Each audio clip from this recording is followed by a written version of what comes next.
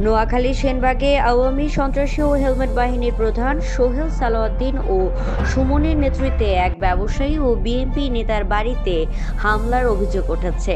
গত সোমবার রাতের আধারে উপজেলার নবীপুর ইউনিয়নের দেবী সিংপুর এলাকার শেখ আহমেদের বাড়িতে এই হামলার ঘটনা ঘটে।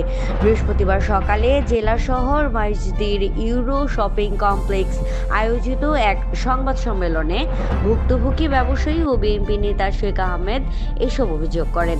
তিনি বলেন, আমার ছেলে আম চুরির প্রতিবাদ করায় ফ্যাসিস্ট আওয়ামী সন্ত্রাসী এবং চাঁদাবাজি ও হত্যা মামলার আসামি সোহেল ও সুমনের নেতৃত্বে বহিরাগত একদল সন্ত্রাসী দেশীয় অস্ত্রশস্ত্র নিয়ে আমার বাড়িতে হামলা চালায়।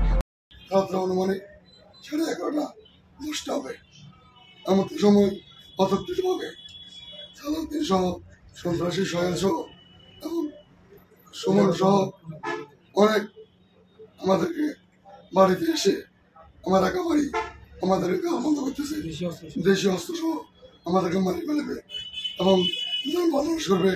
এমতো অবস্থায় আমরা অসহায় অবস্থায় আছি। এবং সাংবাদিক ভাইয়েরা, আমি আপনাদের মাধ্যমে প্রশাসনের দৃষ্টি আকর্ষণ করতেছি।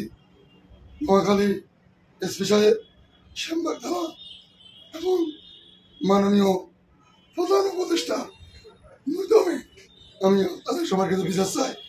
তদুপরিও তাদেরকে শেষ করেনি আমার দুই ছেলের বিরুদ্ধে, আমাদের বিরুদ্ধে এমন হত্যা ও মানব বন্ধন করে বহিরাগত ছেলে নেই।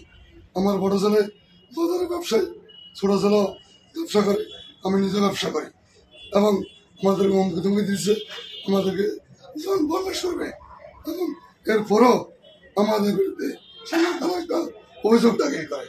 এমত অবস্থায় আমাদের মাধ্যমে দেশবাসীর কাছে আমাদের জানের মালের আমাদের নিরাপত্তা চাই এবং আমরা উপযুক্ত বিচার চাই।